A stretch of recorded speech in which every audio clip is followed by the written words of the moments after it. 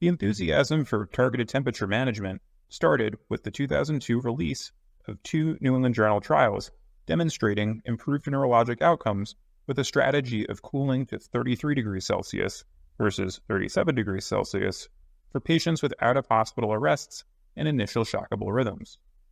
Although the outcomes were statistically significant, these trials were later criticized for being too small and lacking rigorous means for assessing neurological function.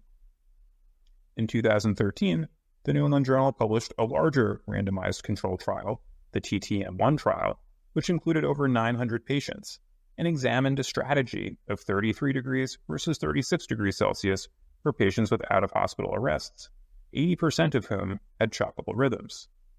This trial failed to demonstrate a difference in mortality or neurological benefit between the two groups.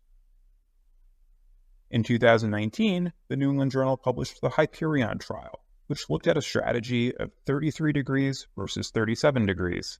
This time, the patients had non-shockable rhythms and included patients with in-hospital arrests. This time, a nearly twofold increase in good neurologic outcomes was reported in the group that was cooled to 33 degrees Celsius.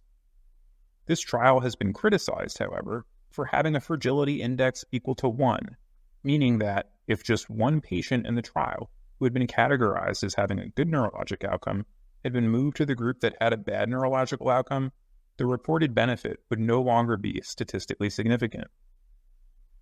In 2021, the New England Journal published the TTM2 trial, the largest targeted temperature management trial to date, including almost 2,000 patients, which again showed no neurologic or mortality benefit in cooling patients to 33 degrees Celsius.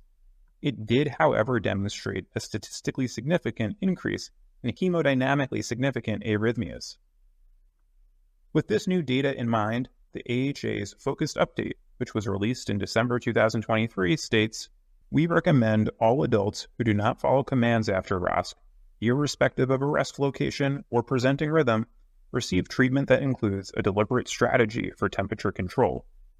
They emphasize terminology shifting away from targeted temperature management to temperature control, which encompasses hypothermic control, normothermic control, and fever prevention. And they note that the upper limit of temperature control was raised to 37.5 degrees Celsius to reflect findings of no difference between patients being treated with a temperature of 33 degrees Celsius or 37.5 degrees Celsius in the TTM2 trial. They provide a Class 1 recommendation for selecting and maintaining a constant temperature between 32 and 37 degrees Celsius post-arrest for temperature control, and that hospitals should develop protocols for post-arrest temperature management, but they note that there's insufficient evidence to recommend a specific therapeutic temperature.